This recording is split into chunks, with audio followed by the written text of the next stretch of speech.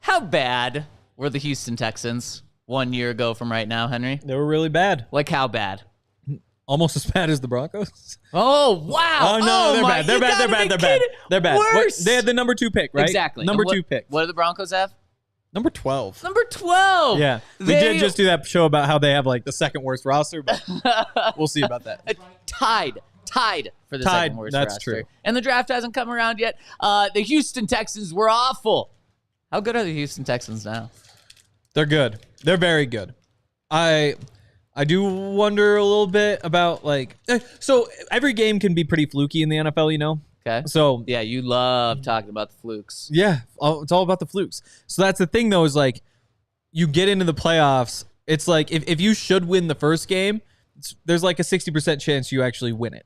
And so there is a chance that there was just maybe a little bit of fool's gold there, and they aren't actually like one of the 3 best teams in the NFL, 4 best teams. They're more like, yeah, they're a top 10 team, but they're definitely good. You just like you do it once and you got to prove it. It's like horse, you know? Sure. Yeah, but they're good. Better than the Broncos. Yeah, better than the Broncos, that's for sure. Yesterday, our guy Brian Baldinger said the Texans are the second best team. Actually, he didn't even put a cap on second best team in the AFC. He just said they have the best chance at beating the Chiefs. They're the Chiefs' biggest competitors now for the AFC.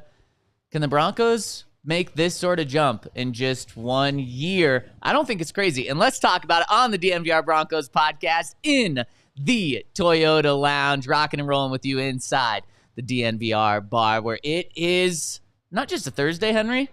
It's a Friday Thursday. That's you know what true. that means? It's the last day of the work week. There you go. Impressive. You know why? Yeah, because we're a real Denver company, and so I like that. Opening day is a company holiday, which like it should be for the entire city of Denver, and it's pretty stupid that it isn't, but you know, at least we get it right. You know, the vibes were so good to start this show until you jumped in the Toyota chat. And, you know, just had to clearly show that you weren't listening to me. It hurts my feelings. The entire time. And then you throws it on screen just to make sure that I saw it to ruin my Thursday, Friday. Already? That ruined it? Yeah, that ruined it. Because, I'm just having a great conversation with one person. You. And then you just clearly show that you're not listening to me. It's so sad. So sad. I wore my white sweatshirt for you today, and as I put it on, I get blood on it right before I walk out the door. Were you shaving again? Ruin the sweatshirt. It's actually my finger. I did shave okay. it. Okay. It's probably I was going to try to keep making around. you talk by yourself, but... Yeah. It was really hard not to... those actually sneaky are matching sweatpants. Those aren't the matching pants that I'm used to with that sweatshirt. Yeah, I have a matching sweatshirt to these pants. I know. And I have matching pants to the sweatshirt. And I also have... and I have matching shorts to this sweatshirt and matching shorts... Well, you can't have matching shorts to the sweatpants. I keep trying to eat these almonds. Yeah. You can't eat almonds in podcasts. I see them there and I keep picking them up. Especially when they're unsalted. Yeah, better for you. Actually, it is better for you. So I've been kind of putting off being healthy recently. And so this morning I just went and got like a big bag of carrots. And I was going to bring them with. I was like, if I keep these carrots with me, 80% of what I eat is just going to be carrots, which isn't that bad. But then I thought you have to refrigerate them. Yeah. So you can't just like keep them with you all day. So I'm thinking I might get like a lunchbox or something. There you go, a little cold pack. Yeah, exactly. You're really growing up. I mean, if that's what you call a man walking around with carrots all day, then would Lexi would probably pack your lunch for you though. She absolutely would. Yeah. Yeah. No. There's just a whole bunch of Easter candy and stuff around, and so next day, like you just walk by the big bowl of peanut M&Ms, and you're like, oh, I'll just have like 3, and I'll have 3, and all of a sudden, after the end of the day, you've had so many of those little M&Ms.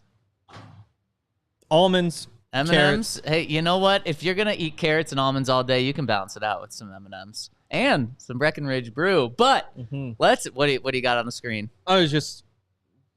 Let's be real. Henry was the single vote in favor of working tomorrow. I just gotta make sure nobody's slandering. It's true. Yeah, Henry is disgusted that we are not going to be doing a show tomorrow. He's like, a day off is disgusting. It's opening day. See, like, I get I am in favor of the no fun league. Like, I've said that before. Like, I think all the little silly dances, those sorts of things, the skits that people do when they score touchdowns, I'm kind of out on it. Like, boring. No, I get the vibes there, but no, opening day is a holiday. It's the first day of summer. You have to have it off. Yeah, well, hey, I totally agree with that. And so we're going to be down at the Ice House tomorrow. Come join us where we're going to be having our opening day party starting at 9 a.m. This is going to be awesome. And speaking of parties, Henry, 3 weeks from today, we're breaking some news right here. We are going to be having our draft party at Breckenridge Farmhouse. So you need to join us. We're going to be dropping a link in order to get tickets. We've got a really good beer and burger deal. I believe $10. Some special guests are going to be joining us out at the farmhouse, and we want you guys to be rocking and rolling with us during the first round of the draft. We're going to be going live. We're going to have our show of the first round of the draft from the Breck Farmhouse, and also mingling with you all. So we want you to stop by and hang out with us as the Broncos trade up, trade down, pick at 12, or maybe land their next CJ Stroud. So stay tuned for the link, and we want you rocking and rolling with us at the farmhouse for the draft. So, Henry, let's dive in to this show. The draft presented by Raising Cane's. Raising Cane's. Raising Cane's. Where I whom we understand love. You had it for the first time. Yeah, I went to Raising Cane's yesterday. How was it? Oh, really good. Cane sauce? Favorite sauce? Yes. Favorite sauce? Favorite sauce? Cane sauce. Cane yeah. sauce. So, yeah, it was really good. Because obviously the fingers are really good, but also I'd heard that they have, like, the garlic bread or Texas toast. I'm not sure. It was a little garlicky, I guess. But it was very good. It has, like, the seeds on the top. It's almost like it's like a hamburger bun, but in, like, a loaf style, then sliced, of course. And then it was just a very different kind of bread than I expected, but it was incredible. Yep. So that's probably the part that I found most revolutionary. Of course, the fingers, very good. The fries, very good. The sauce, very good. I had the lemonade, also very good. Not a huge coleslaw guy. of course, because it's like maybe healthy, maybe some vegetables in there. You got to stay away. Where were we? Me and Lexi were out to dinner like a couple weeks ago, and this old man at the table behind me, they were like asking, "What side do you want?" And he was like, "Oh, coleslaw." I was like, what the hell is that? How do you order coleslaw at the restaurant? You didn't know what coleslaw was? No, I knew what it was, but I was like, your options, it's like, I have fries, I have onion rings, you have mashed potato, you have like all these different options, and you choose coleslaw? Coleslaw might be one of the best sides out there. Yeah, this old man knows what's up. No, that's Henry, crazy. One of the best sides out there. You can't get better sides than coleslaw and baked beans. Baked beans are good. Yeah, no, I'm going to get behind baked beans. Yep. Coleslaw, I will say, again, the coleslaw yesterday, very good coleslaw. Coleslaw in general, I just, first of all, I don't even understand what it is. I'm with Henry. I don't like soggy lettuce.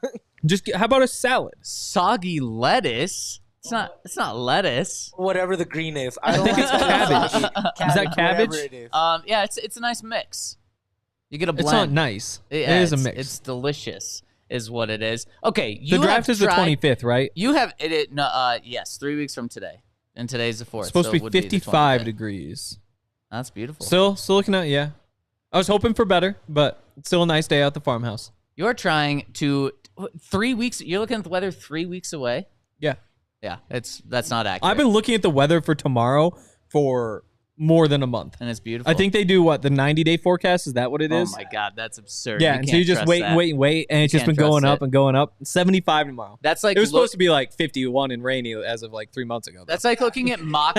That's like looking at mock drafts 9 months before the draft. You can't trust it. Like imagine 9 months ago we were saying Drake May was a good quarterback. Yeah, exactly. Some people still are. It's like looking at a mock draft right after the draft for the next year's draft. That's exactly what I'm saying. It's a year away. It's exactly what I'm saying. Wilson. And a year ago, people were saying the Texans are trash.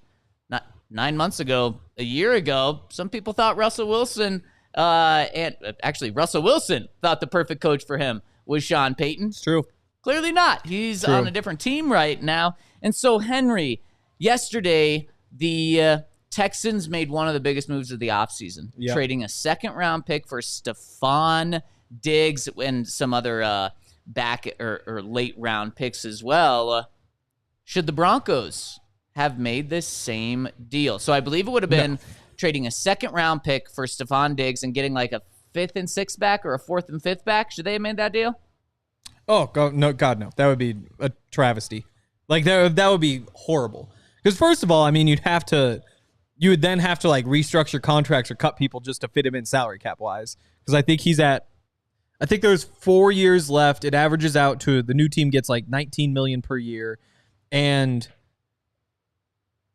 the first 2 years are guaranteed, maybe? It's something like that. So you're already just trying to push money down the line for a receiver who's old. But the thing is, even if he was free, I still would have some reservations because you can't bring Stefon Diggs onto a football team with Jared Stidham or a rookie as a quarterback and expect it to go well. Like, as soon as you give him like 6 targets in a game, he's a head case. He just like loses it. He's out there saying like, oh, these guys hate me. I want to be. There's a reason there have been trade rumors about him every offseason for like 6 years. Like, how many times has he deleted all the Bills stuff from his profile? Yep. And you have Josh Allen as your quarterback, and you're a generally successful team. Like, you bring him to Denver, that would be a nightmare. Like, it'd be fun because he's fast and he's really good at catching the football, but by week 5, it wouldn't work because you can't give up the draft picks. It wouldn't work because he doesn't fit. It wouldn't work because you don't have the money. Also, like, he probably just would have held out. He would have been like, no, I'm not going there. Yeah, I totally agree with you. Yeah. Now, saying that, I think it's a good deal for the Texans. I think it fits. Yeah. Some trades work for some teams and not for others, and the Broncos are just not in the situation where bringing Stefon Diggs here makes sense. I think it's going to work for the Texans for 1 to 2 years, depending on just how much of a number one receiver Stefon Diggs is and how much they win out there. If things don't go Stefon Diggs' way, and when I say that, I mean wins and then the ball, he's going to be upset, and it might blow up again because that happened with Minnesota. It's now happened with the Bills, but I do think at the end it's a win-win for the Bills and the Texans, and of course the Broncos should not have made this trade. But after yesterday, the question starts popping up. Are the Texans one of the best teams in the NFL? Brian Baldinger, our guy, said they're the best team to compete with the Chiefs in the AFC this coming year. And again, just think about how bad they were last year. I thought it was a ludicrous decision for them to trade the number 3 pick in the draft trade this year's first-round pick in order to get the number 3 pick in the draft, in order to draft Will Anderson, because I just thought, man, you might be giving up like the number 1 overall pick this year for that. Turns out it's like a 22nd, 23rd pick in the draft or something, so great deal for them. Can the Broncos have this sort of turnaround in just 1 year's time, Henry? I think they can, but they can't do it this year. Okay, so you're just kicking it down the road, and then they can have that 1 year turnaround next year. Yeah, they're in a tough spot because there's obviously similarities in that, like, you give a whole bunch of money to a quarterback and then you get rid of the quarterback. But James brought this up yesterday. The difference is the Texans actually got something for their quarterback. And so, like, it's like a bonus of having Will Anderson, Tank Dell, and I think Kenyon Green is the other pick. And then there's like 2 other picks they still haven't even used yet. So if you were just to throw Kenyon Green and Tank Dell on the roster, well, yeah, then the Broncos are in a little bit different situation moving forward. But you don't have that happening. And so it's just really tough to see the roster just blossoming and the quarterback coming in. So I think it's possible, but it can't happen this year. It has to be next year. Huh. Yeah. I see what you're saying. I'm going to disagree with you after I tell you about our friends over at Toyota, where you're looking for any sort of car. Toyota has got you hooked up. In fact, they have been in the truck game for generations. And if you want to get your hands on a 2024 Tacoma. I do. They have got it. Also, 2024 Land Cruiser coming this spring. Keep your eyes out on that. Breaking they have news. 17 models with available all-wheel drive or four-wheel drive, like the Epic 4Runner. That is one of my favorite cars just of all time, not even just with Toyota. And you can get all of these at your Toyota Front Range stores. And they have also 16 different hybrid vehicles. I'm telling you, they have everything, including Hank's favorite sports car called what? The Supra. The Supra. And that's also Yahir's favorite car. He likes the 1994 version.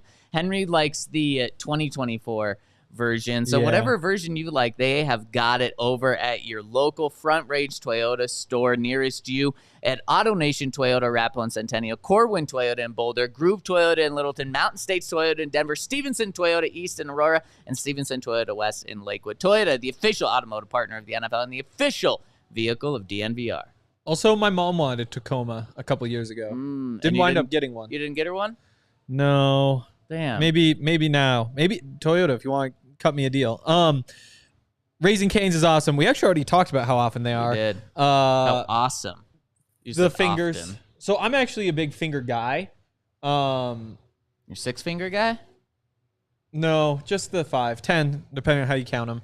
Oh, are thumbs fingers? Of course. Yeah, that used to be like a thing people would talk about. That is so fucking stupid. It really is. Yeah. I mean, they're all appendages too. Yeah, you can tell by the way they're appended. It can be to like you. it can be multiple things. Yeah, but they're definitely fingers. We actually have great fingers at the bar, which kind of got me back into my finger face. And so having Raising Cane's, like I said, going back out there yesterday, they're awesome. The coleslaw, the Texas toast, the cane sauce. Look at this meal on our screen right now. Oh, Holy yeah, that's a good one. cow. I had the lemonade. I'm not a big sweet tea guy, but I also wasn't an iced tea guy until you were drinking all those in the press box, and I was like, I can't be drinking 3 Cokes a night up here on top of like the nachos and the hot dogs. Arnold Palmer's the way to go. I've tried that. I've had good ones, and I've had some where the balance just didn't get to me. Raising Cane's, Arnold Palmer, elite. Love it. Interesting. Okay. I agree. But yeah, so Cane's is the best. The fingers are the best. The toast, the best. The fries, the best. So go to Cane's. And I downloaded the app yesterday because I was like, you order ahead, then you go, and then you sit there, and they bring you your food. Super easy. But for cook-to-order, hand-battered chicken fingers, race into Raising Cane's. Turbocharge your chicken fingers and get them even faster by ordering online at raisingcanes.com or through their mobile app. Raising Cane's chicken fingers, one love. I'm racing to Raising Cane's right after this. Yeah, no, it's awesome. Oh, I kind of want one too now. I might go right after. a finger? A finger. Or what do you want? I'll have a few fingers, maybe. A few fingers. A few Wow, fingers. you're just gonna stuff fingers in your mouth? Did you see? That's what I like to do, man. Put the whole damn hand in there if I have to. Wow. Did you guys see like the 999 thing on Twitter with the baseball? Oh, what? No. 9 innings, 9 beers, 9 hot dogs. Oh, So you have that's 9 what it innings. is. Yeah, yeah. And so Drink responsibly. drink responsibly, but 9 also beers is not enough to really get that messed up. that if I have like 3, I forget my name. I think I'd be having a hell of a time. Like, you know yeah. what I mean? For real, 9 beers is like barely about 9 beers in 3 hours? Yeah. What if it's a quick game? 2 hours and 20 Bro, minutes? that's the other thing. Baseball That's a freaking little- sucks now because you get in as soon as yeah. you sit down, the game's over. That's kind of a good thing, though. No, like imagine. No, it's about like I'm going to sit. Like it's the Rockies. Nobody's there for the baseball. They're there to sit there and have fun. You don't want to do that for 2 hours. It's about a good amount of time.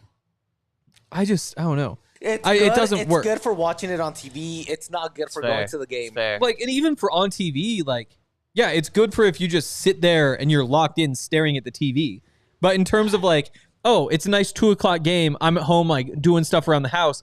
Just have it on all afternoon. Like if you're locked in, yes. But if you're just like hanging out, and I don't think many people are locked into baseball. Point is, 9 fingers. Yeah, I'd way rather do 9 fingers. The only thing is a little more filling because it's fried. and Exactly. breaded. But I'd still way rather do that. I don't Cane think- sauce.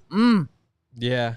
Get on me. I guess it'd just be the tea or the lemonade Get or in something me. with the 9. Stuff those fingers Just right pour in my that. mouth. Just pour that Raging King sauce on Zach's head right now. Okay, so I disagree with you, Henry. I don't think the Broncos have to wait a year. I think they can have this same turnaround that the Texans had. There's obviously one massive thing that they have to do, and it's a lot easier said than done, and that is land the next C.J. Stroud. And the success C.J. Stroud had last year as a rookie is rare. But if anyone is going to do it, it's going to be Sean Payton with this good offensive line in front of him. Perfect offensive line? No. But good offensive line, we talked about it. ESPN had him as the 9th best offensive line, and that's before adding Sam Mustipher. That's kind of with the question mark at the center position, and the Broncos are certainly adding a lot of pieces to try to answer that question. And we're going to actually talk about a couple of these guys that they've added this week later in the show. But if you're ever going to have a quarterback that's going to have a good rookie season, I do think it is with Sean Payton at the helm. Now, that either is drafting one at 12 or trading up for one. It's going to be tough to convince me or to convince myself that the Broncos are going to have like excellent rookie quarterback play if they trade back or if they draft a rookie in like the 2nd or the 3rd or the 4th round. So this is going to take a big investment, but that's what C.J. Stroud was. He was a massive investment, the 2nd overall pick in the draft last year, and I would trust Sean Payton to be able to have a good rookie quarterback here. And then you hit on a couple of guys in the draft. Tank Dell was a massive hit last year. Yep. You have Jaleel McLaughlin step up. You have Marvin Mims step up. You have these young players that are ready to step up big time so to help this rookie quarterback. So I think there's absolutely a chance here. And then also, you look at the Texans' defense. They have pieces. They're not an elite defense by any stretch of the imagination. They have a talented running back, but they're not one of the best running teams in the NFL. No, they put a ton on their rookie quarterback, and that's what would have to happen.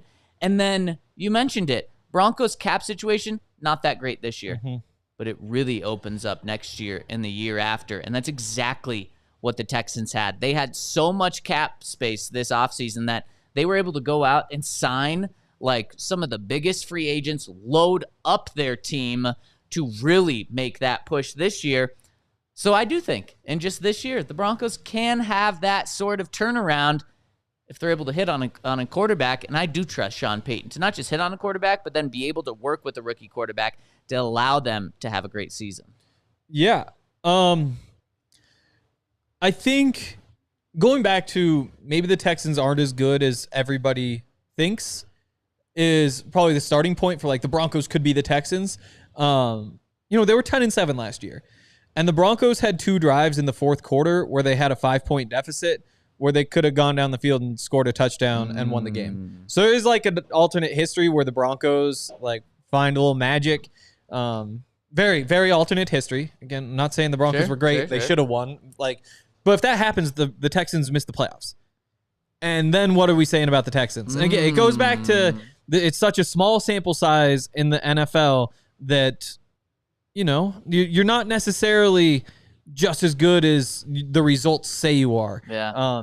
So I think that's a starting point. But going through, looking at the roster, number 1 in scrimmage yards, Nico Collins. He had a little over 1,300. Just for the Texans. Yep, just for the Texans.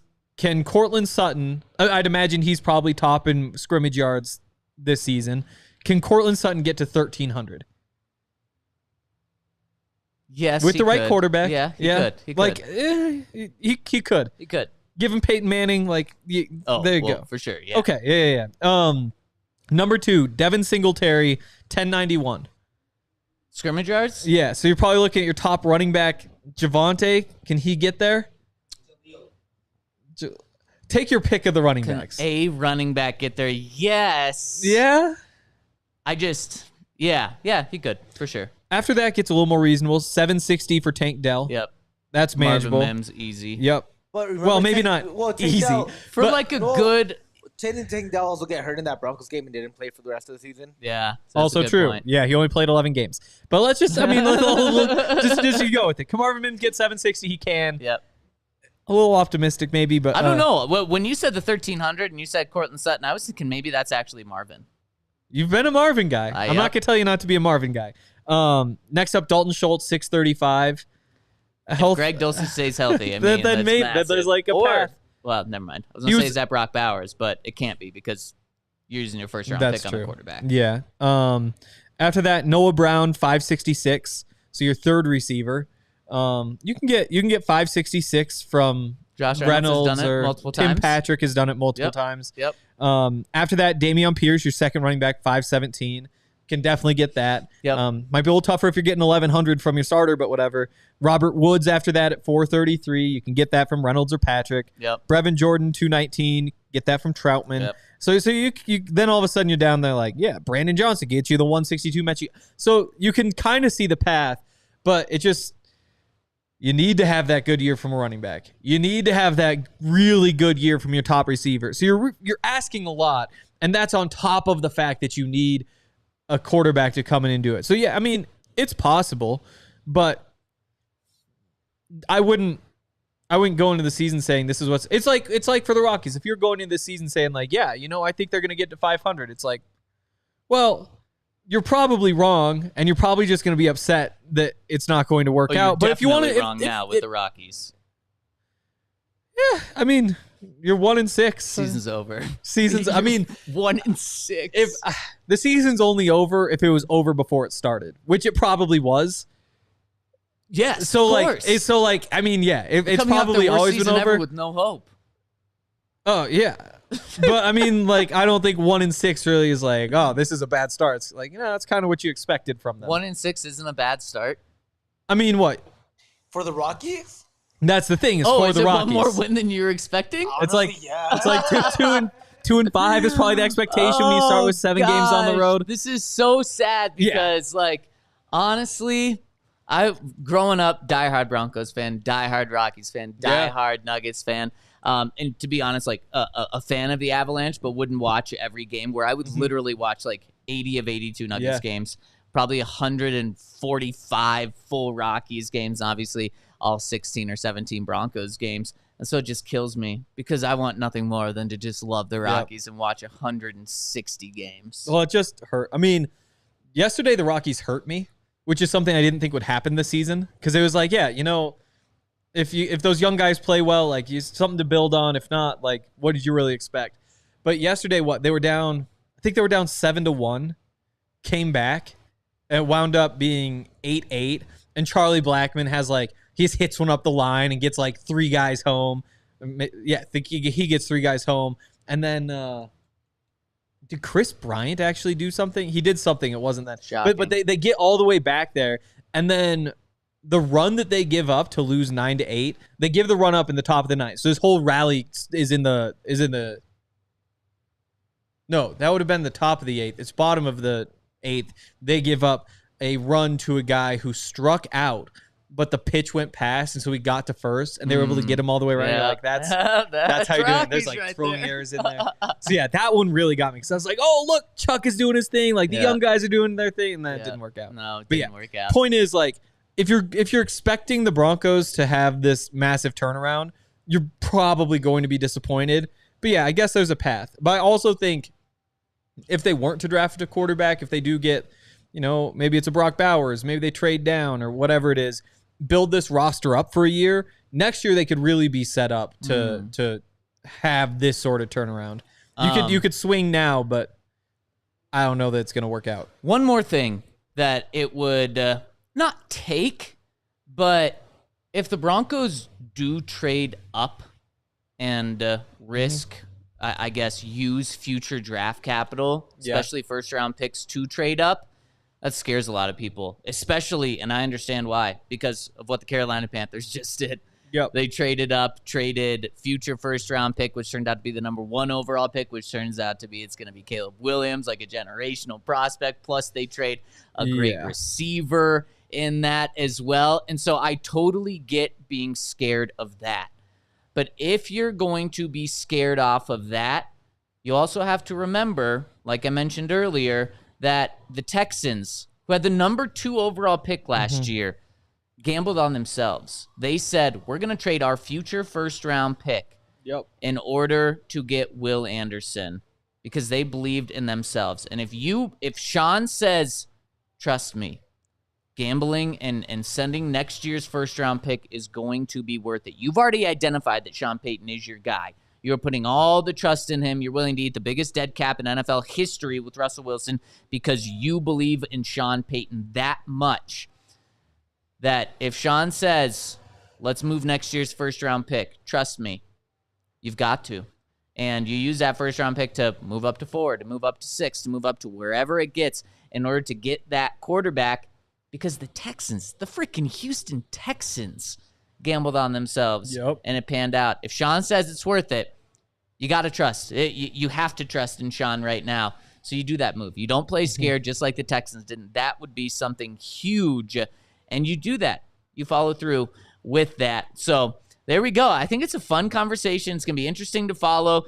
Texans are probably an easy team to cheer for as a Broncos fan. Like, I know it's an AFC team, but if they can knock off the Chiefs, I think anyone is down for that. And Henry, we mentioned the Broncos have made a couple of moves this week, including getting Thor, and they also got a former Broncos brother this morning. Let's break down these moves, and also Josh Reynolds. Let's talk about him a little bit after I tell you about our friends over at Breckenridge Brewery. The Breckenridge beers are going to be flowing tomorrow in Lodo at the Rockies game, and of course at our pregame party downtown. Broncos Country Pale Ale is going to be flowing. We've got some IPAs that are on deals, so you're going to want to make sure to get down there. We're starting at 9 a.m. tomorrow. Please come join us and get yourself a Breckenridge beer. I mean, it is so cool just seeing that old school Broncos D. Or is it old school? No, it is old school because they did say the logos are going to stay the same. So the old school Broncos D on some beers. You want to grab yourself a Hoppy Pale Ale, the Broncos Country Hoppy Pale Ale. And if you want to get yourself some Breck beer and can't make it down to the Ice House tomorrow with us, go to breckbrew.com, find their beer locator at the top of the screen. It's going to show you where you can get your Breckenridge brews. Yeah, and go over to Circa Sportsbook as well. That was actually the perfect sportsbook for betting all the underdogs in this tournament, because so every sportsbook kind of has like a gimmick. Some do like the boosts and some do the whatever. What their thing is that they don't mess around with like the boosts and all those sorts of things. They just give you the best odds. So they take the smallest cut, and they can afford that because they aren't saying like, hey, here's your daily 30% boost on a bet. And so what that means is that both sides of the lines, the splits are just tighter. And so if you're betting all the underdogs, you're going to get the most juice when you just use Circa for every single bet. So while some of those other sports books are more for the it's like, hey, I'm just going to do whatever. Like, this is where a lot of the really serious bettors go. Yep. And if that's where the serious bettors are going, obviously they're doing something right. And so on top of that, they have really high limits in their app. So if that's your kind of betting, then it's the spot for you as well. They also keep as little money as possible on the futures, golf tournaments, all those large market bets. Circa's actually awesome. So we've obviously been out there a bunch recently, and they were explaining all this to us. And so they don't have like the constant live lines that other sports books do. So like where at any moment you can just be like, I want to bet on this, because they wait for breaks, because they have actual human beings setting their lines. And because of that, that's why they're able to trust their process so much that they're able to keep those splits so tight. So if you're planning on doing a lot of betting, check out Circa, because this is really what they're meant for. They actually ask you to compare the lines from each sports book, which is rare for a sports book. That's typically not in these reads, but that's what they're all about. So they're all run by the same team at the Circa Sportsbook. All their odds for all their different apps in all the different states. It's a really cool process. It's a little bit old school, but I have personally seen the benefits from betting all the underdogs over there. So download the app at circasports.com. Circa Sports bets can only be made while physically located in the state of Colorado. Must be 21 or older. All rights reserved. Circa Sports Colorado encourages you to gamble responsibly. If you have a gambling problem, call or text 1-800-GAMBLER or visit problemgamblingcolorado.org. Henry, who gets you going more?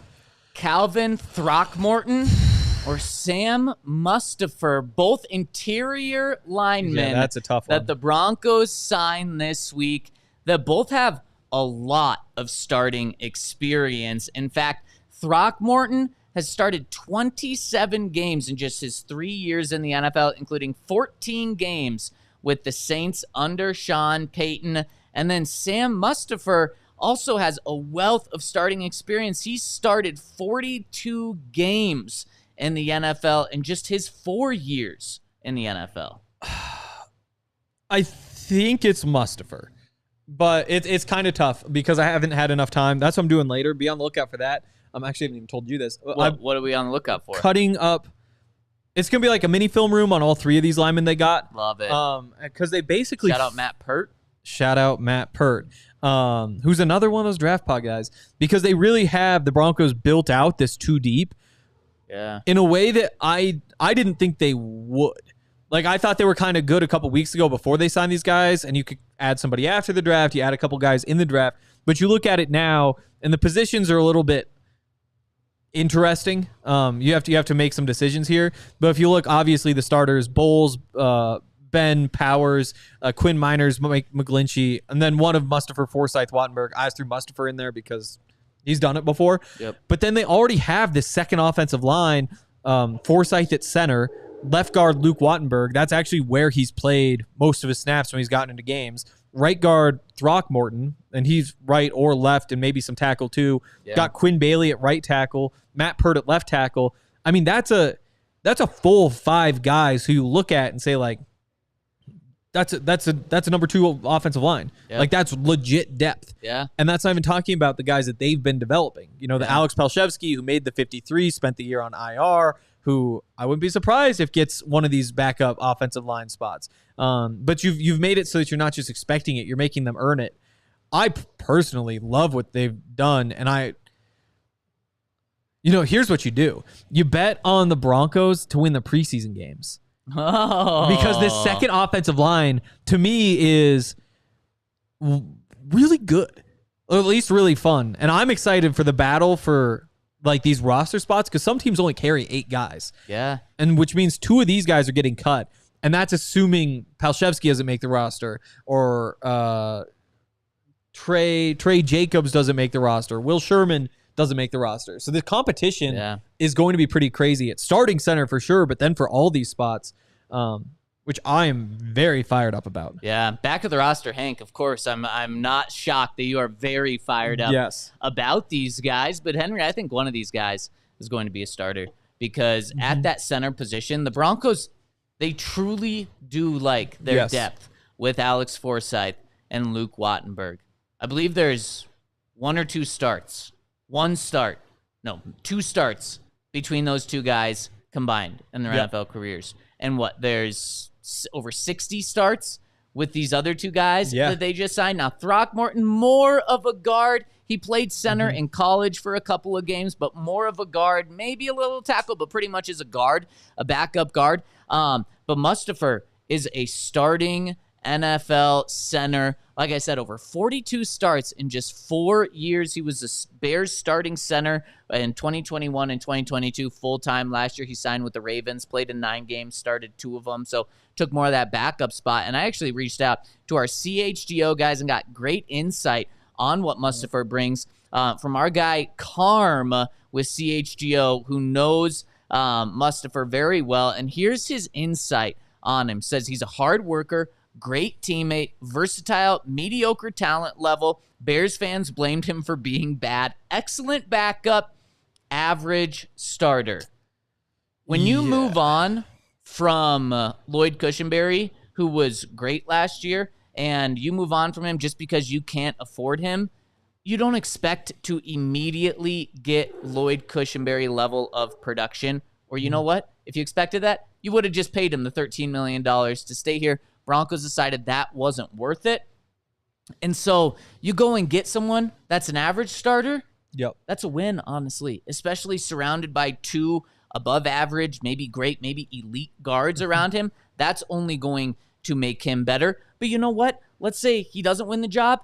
That's great news, because that means that Forsyth or Wattenberg showed that they were better than an average starter, showed that they had upside to be better than that, and you still have a good backup that you can turn to with Mustipher if things don't work out with those young guys. So I really like what the Broncos have at center. And I know our guy Baldy said maybe the move for the Broncos is to trade down and draft a center. I think the way they're setting up this interior line is now they have their break in case of emergency, backup / starting center with Mustipher if Forsyth and Wattenberg don't work out. Yeah, I think definitely. And that was one of those spots that you still have question marks about just because you haven't seen Forsyth or Wattenberg play all that much. Now you at least have somebody who can play. So you've gotten that position up to par, and I think you're probably up to par wherever you need, or maybe not up to par, up to bogey at every position. And so draft-wise, you're not forced to take a center.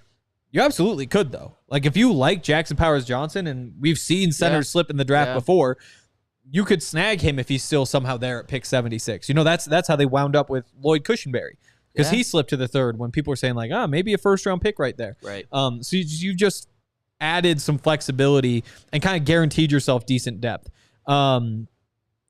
They've had a bit of a type when you look at Throckmorton, when you look at Pert, and when you look at Mustipher. All those guys have starting experience, but weren't part of good units. So Mustipher, that Bears offensive line wasn't good, and maybe that's because of him. Maybe they kind of dragged him down. Throckmorton this year started, 7 games, I think, for the Panthers after starting some for the Saints. Has like a history before this. Not a good group, and so it is what it is. Matt Pert, back when he was starting for the Giants, that was a bad group. That's before they went and got Andrew Thomas. And that's actually, I think, why Pert lost his starting job. Wasn't a starter the last couple of years, is because they invested in him. I think Nate Solder was hurt that one of those years Pert was starting, which again tanked the group. So I think there's a chance the Broncos are trusting their scouts a bit here and saying the value on all of these guys are going to be low because they've been a part of some groups that you don't want your offensive linemen to be a part of. But if you trust your scouts, you can say it's not his fault. And either these are true just depth signings, or a guy like Matt Pert, who was looked at as a project because he didn't play much football in high school. He was like a basketball star in New York, goes to UConn, not like offensive line, not NFL talent by any means.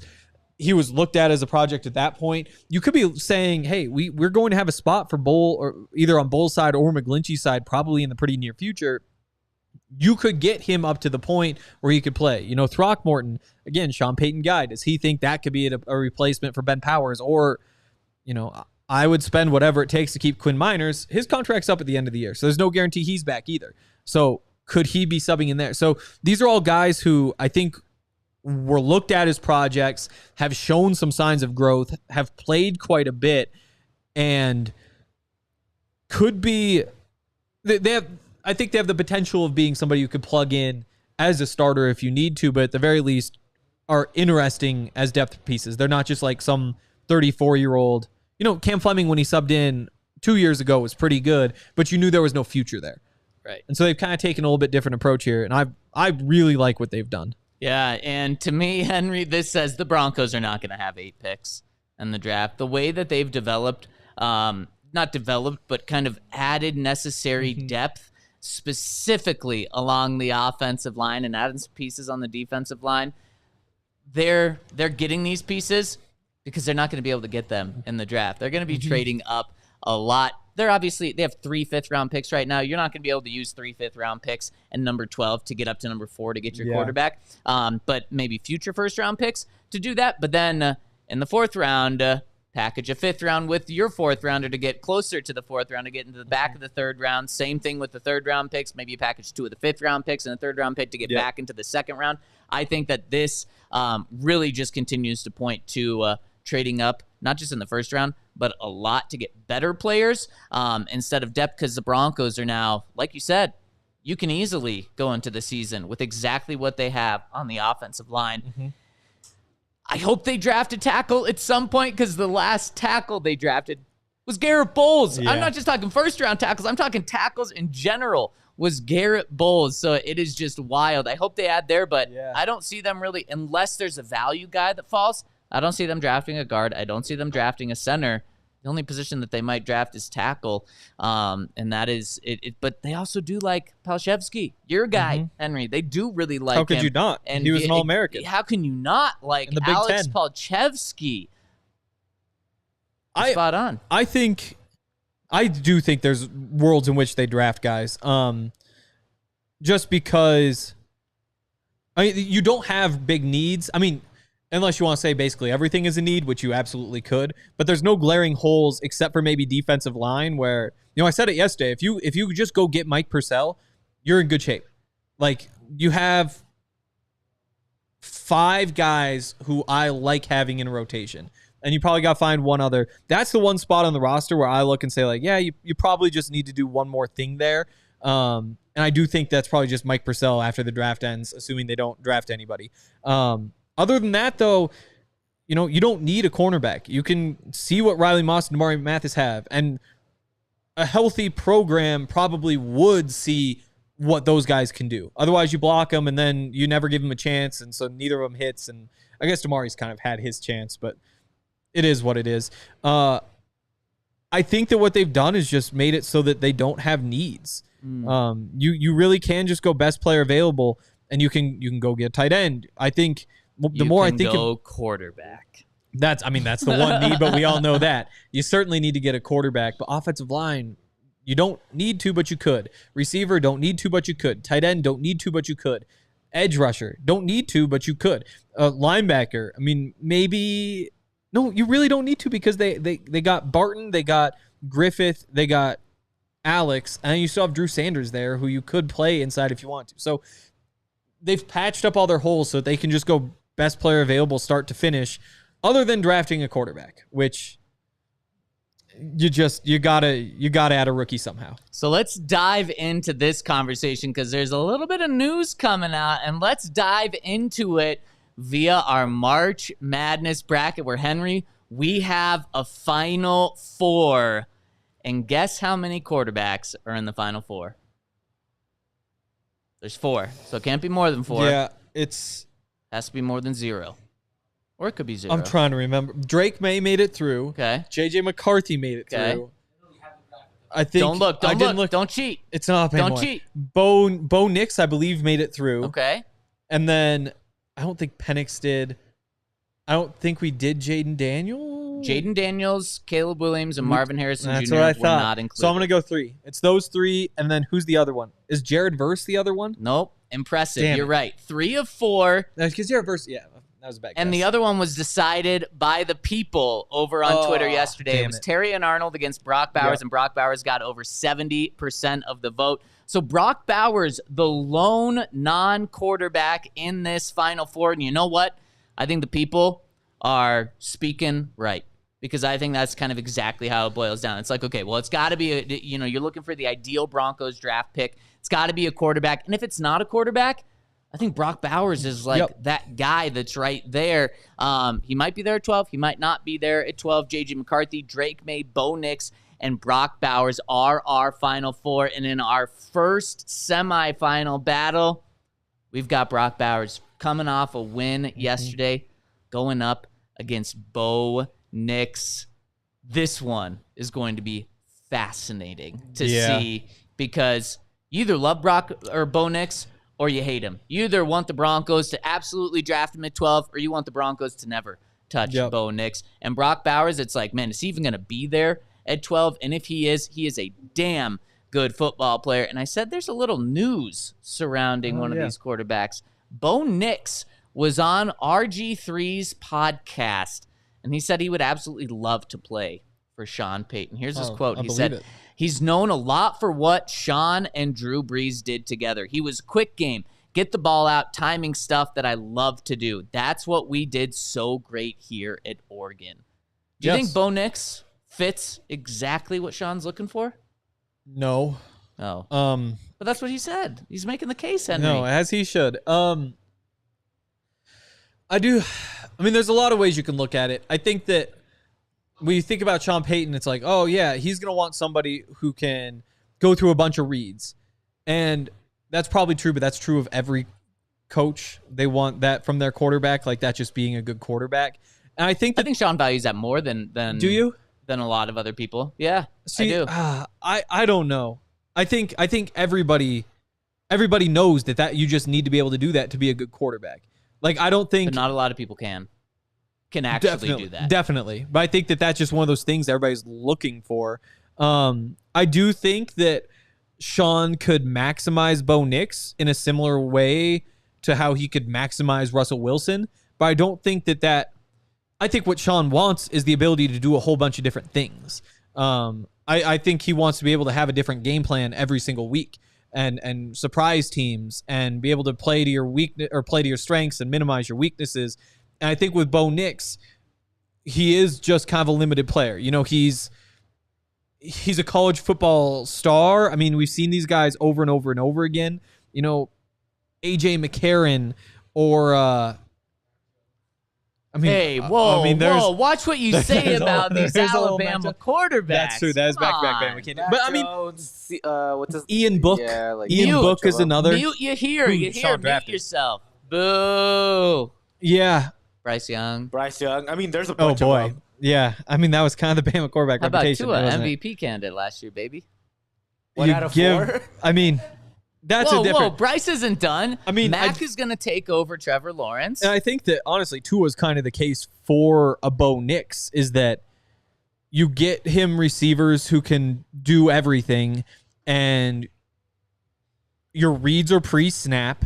You try to limit any post-snap reads, because again, like Bo Nix, he's been doing this for forever. He started more games in college football than anybody else in the history of college football. Like he's found a way to win at the college level, but that's just different than the NFL. And you can't just be expecting off coverage so you can, whether it's run a screen or you run the counter of the screen, which is like a little drag route. It's just over and over and over again. There's open receivers short, which Sean Payton does.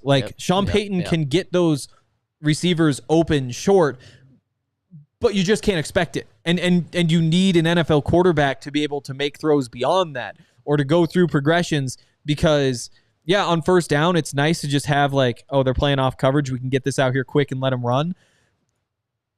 Just because that's what Bo Nix specializes in doesn't mean that any other quarterback couldn't do that. You know, you let Michael Penix Jr. do that, he's going to be just fine doing the Bo Nix thing. So the fact that Bo Nix's strength is getting the ball to receivers short who are wide open or even sometimes deeper over the middle, but again are wide open, that's just not a thing that comes up often in the NFL. And really, that's just like a baseline that every quarterback needs to be able to do. Yeah. So I get how you could watch Bo Nix and say, he's a Sean Payton guy because of all these things that he does underneath. And that might make the transition easier. And that's why I think Bo Nix right out of the gate could be solid. But there just isn't enough there to make you think that he's actually going to be a game-changing type of quarterback. Like, if you want him as a stopgap, yeah, he's a good rookie stopgap you can plug in. Similar to a Mac Jones in that way, with Mac, again, having the beautiful deep ball where you just say, hey, that's something that maybe you build around. Maybe that's something that plays up. And that's kind of my frustration with Bo Nix. Yeah, and I understand that. And just a reminder that our draft coverage is brought to you by Raising Cane's. Order online at RaisingCanes.com or through their mobile app, Raising Cane's Chicken Fingers. One love. But just because Oregon had one love in the way that they build their offense, yes, you can't blame Bo Nix for running the offense phenomenally, by the way. 77% completion percentage. Now, I don't look at that and say, that means he's super accurate. There's obviously, like you said, he's throwing a ton of screens. He's throwing to a lot of open guys. But just because Oregon's offense was built to throw short to open receivers, I'm not going to hold that against him. But I'm not just going to look at the 77% completion and be like, oh, well, this guy's great. He can hit anything. No. You have to project. And if Sean thinks, damn, this guy can do it at the line of scrimmage, this guy can make the reads even if there's pressure on these receivers, even if they're not open, then you say, well, he did it at such a high level, and I think he can do that again in the NFL when it's a lot more difficult. But it does make the evaluation process a lot more difficult then. And that's just one of the things that Sean is going to find out when he meets with Bo Nix and gets him on the board. And it's all about processing for Sean Payton and that processing speed. Was Bo Nix able to do all of this just because receivers were wide open and the offense at Oregon really helped him? Or is he able to do it because he actually has what it takes mentally to be able to process super quickly? That is something we don't know. So we don't know if Sean is going to love Bo Nix a lot. But when Sean talks about, we're not going to get caught up with what the national bus is, what the train is, what people are saying about guys. To me, that's kind of like who's being left off the train nationally? It's Bo Nix. Like, Michael Penix Jr. has jumped on that national train where all the momentum's going, and people are really in favor of Michael Penix Jr. It's a shame we don't have Todd this week. Todd, or why? Because it's MPJ week. MPJ. Yeah, he could be taking his him victory at the back laps. end last week, too. But Bo Nix is the one that is not on that national train right now. And so that's what I keep in mind. Like, Sean Payton has warned us, like, I'm not just going to fall in line with the national narrative. And Bo Nix is the one that has not fallen in line with that national narrative. Yeah. It's like Baldy said yesterday. Like, you go through all of his time there, and there's like 50 plays. They're like, oh, this is relevant. And so you can't say he can't do it because we haven't seen it, but he just hasn't given any evidence. Like, the evidence he's shown is that those short passes, if you know pre-snap that something's going to be there, something's going to be open, he'll get that ball to that open receiver. But again, that's why I see a lot of Gardner Minshew, where it's a guy who, no, he's not going to run the offense. He's not going to go through multiple progressions and find the open receiver. He's not going to make a bunch of changes at the line of scrimmage because he sees things and he can create these different reads based on the coverage. It's a lot of, hey, pre-snap, you know what this coverage is because, I mean, you're an NFL quarterback. You know what it is. You know that means you're throwing to this guy, and so you can throw to him. And that's Bo Nix's strength. But you've also seen Penix go through a bunch of progressions. You've seen Jaden Daniels go through more progressions. And more progressions. J.J. McCarthy certainly has. Again, he has a different sort of small sample size. We just haven't seen him do all the easy things, but you almost just have to assume that the quarterback's going to do the easy things because otherwise it's just not going to work out. So I think what Bo Nix has proven is that he can be that Gardner Minshew type. I just don't think there's any reason to think that he can be more than that. Whereas Jaden Daniels, you see why he could be more than that. Sure. Drake May, you see why he could be more. Michael Penix has shown that he can do more. And that's where, yes, could Sean Payton take him and run like a functional offense? I think so. I think that he might even be an upgrade on Jarrett Stidham day one, maybe. The familiarity in the system changes things a little bit. But with a Michael Penix Jr. or name any one of those other guys, you look at and say, like, okay, can he do the easy things that Bo Nix has been doing?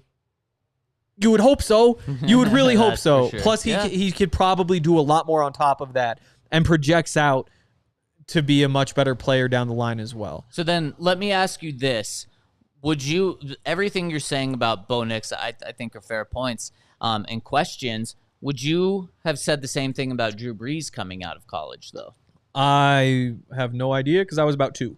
Okay, well, now you've watched Drew Brees. You've watched Drew Brees operate in the NFL, but I haven't seen him in though. college, though. And that's the thing, though. Is like, if I could go back and say, like, yeah, he didn't have any NFL throws on tape, that would be an issue. But you just don't know, having gone back or without going back and, like, watching him play in college, knowing what he couldn't do. Considering he was a second-round pick, I think a lot of people probably were saying the exact same things. It could be. I have no idea. And you know what made Drew super special was his processing and decision-making were on another level. It was not his arm talent. It obviously wasn't his size or his stature, his mobility or his physical tools or anything like that. His processing wasn't just great. It was elite. Peyton Manning obviously had more stature, more physical tools, wasn't as mobile. Same with Tom Brady, not as mobile, but still more physical tools than Drew Brees. Those guys, elite processing. Drew Brees' processing and decision-making were right up there, and that's the number one thing that Sean Payton's looking for. You do make a good point. We don't know if Bo Nix's processing was just, like, good at a college level or if it can be elite at the NFL level. And if it can be elite at the NFL level, then he is worth picking at 12. In fact, he's worth trading a future first-round pick for. Now, I don't think you're going to have to do that. And obviously, if you don't have to do it, then you don't just do it. But that is going to be the difference maker because it's not going to be Bo Nix's arm strength. His arm isn't a rocket. It's not going to be anything that he's really shown on tape with special plays in college. He is a lot more mobile than Drew Brees. That's something that gets lost a little bit. He's not just a pure pocket passer now. He's going to succeed in the NFL if he succeeds at the NFL because he is mobile. So that's going to be what's crucial. And that's something that we truly don't know is just how good or average that processing is. Yeah. Well, he can he makes plays out of the pocket. Like he can do the one read, quick game stuff. He can extend plays out of the pocket and make a good throw. It's just it's the in between. It's the dropping back, going through multiple reads, and then making the throw from the pocket that it just isn't on tape. Like he just hasn't ever tried it.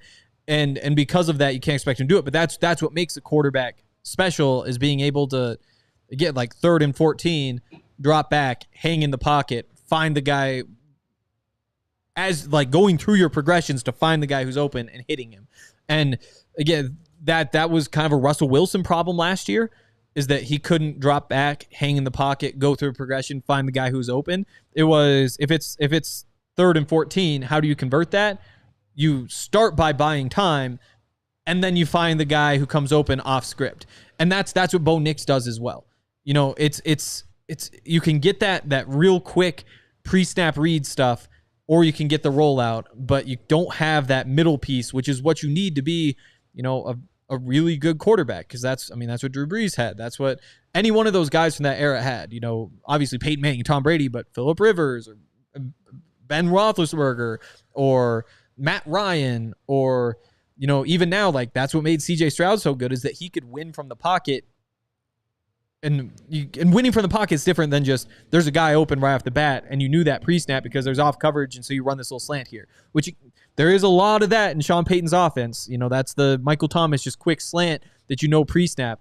But again, the fact that Bo Nix has proven that he can do that, every single one of these quarterbacks should be able to do that. And if not, like they're just a massive bust because that's something you need. It's the drop back, go through your progressions, like whether it's the flood or whatever, go through your progressions and hit the open guy. And if you don't have that, then you're just not really, there's no value in there as a quarterback because you can find somebody who can hit an open receiver whenever you want. You know, it's Gardner Minshew. So then, Henry, let's put a bow on this. A bow on this. A bow. Oh, Bo Nix. There thank you go. you. Wow, yeah, geez, sorry. Finally, man. Yeah. Wow. Just got to put chicken finger right in front of your face in order for you to see it. Okay. That'd be nice. Please. Oh, you've done a good job of that in the past. Who are you taking? Bo Nix or Brock Bowers at 12? Which one's a better pick? I think it's got to be Bowers. I think, again, the case for Nix is that he could come in and be, like, solid right away.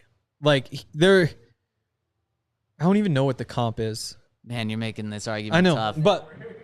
Yeah, we got to wrap up. Do we? Need a quick answer. I mean, it's Brock Bowers. It's Brock. Like, there's a future there. You guys can vote on this over at DNVR_Broncos on Twitter X. We'll have that vote up later today. Also, real quick before we get going, I did put a poll up on YouTube. Can the Broncos be the next Texans? 61% said no. 38% said yes. 139 votes. So. Let's go. Okay. I believe in those 38% of you.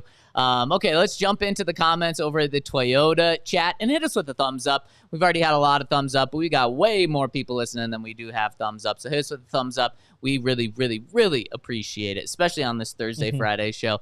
First super chat coming in from Rod Blocker, who says, why don't we like Tannehill? A few years ago, he had 3,800 yards, 33 touchdowns, 7 interceptions, and played Kansas City well in the playoffs. I feel like our collective wide receiver would be his best group thus far. The defense, thus far, the defense, my biggest question mark. Ryan Tannehill has fallen off a cliff, and it's not like it was just like over the final 8 games of last year.